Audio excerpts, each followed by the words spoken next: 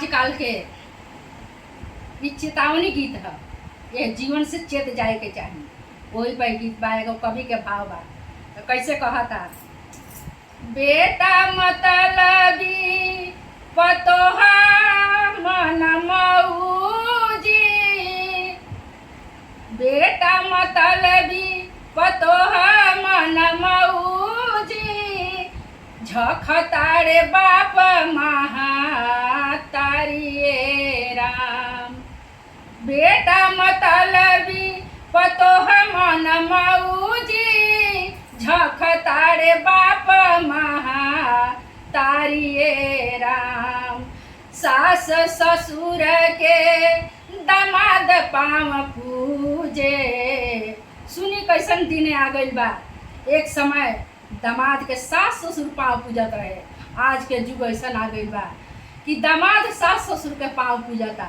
तो कैसे कहताड़ी कि सास ससुर के दामाद पाँव पूजे। शब्द पर ध्यान दे। तो सब धन भैली नारिये राम। बेटा मतलबी पतोहा मन मऊजी, झखतारे बाप महातारिये राम। सास ससुर के दामाद पाँव पूजे, सब धन भैली नारिये राम। सास ससुर के दामाद पाँव पूजे, सब धन भैली नारिये राम।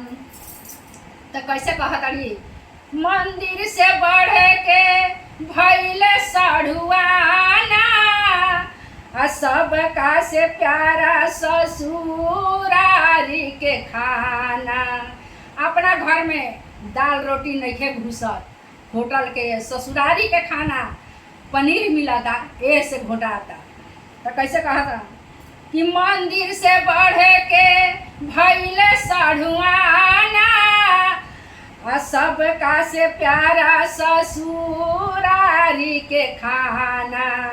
नव मास जे भी गर्भवा में ढोवे। कैसे कहता, ये शब्द पर ध्यान दे कि नव मास जे भी गर्भवा में ढोवे, उहे महतारी सुने गारिये राम। नव मास जे भी गर्भवा में ढोवे, उहे महतारी सुने गारिये राम। सास ससुर के दामाद पाँव पूजे, सब धन भैली नारिये राम। एक लोटा पानी खातिर माई बाबू तरसे, टुकुर टुकुर ताकी दुआरी नैन बरसे। एक लोटा पानी खातिर माई बाबू तरसे, टुकुर टुकुर बैठी दुआरी नैन बरसे। ए हो विधाता कवन जुग आइल, ए हो विधाता कवन जुग आइल, रोतारे देखी के नारिये राम। ए हो विधाता कवन जुग आइल, देखी के रोतारे नारिये राम। सास ससुर के दामाद पाँव पूजे, सब धन भैली नारिये राम।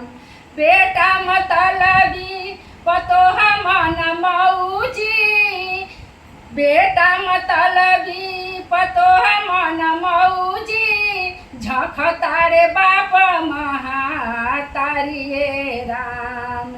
सास ससुर के दामाद पाँव पूजे, सब धन भैली नारिये राम।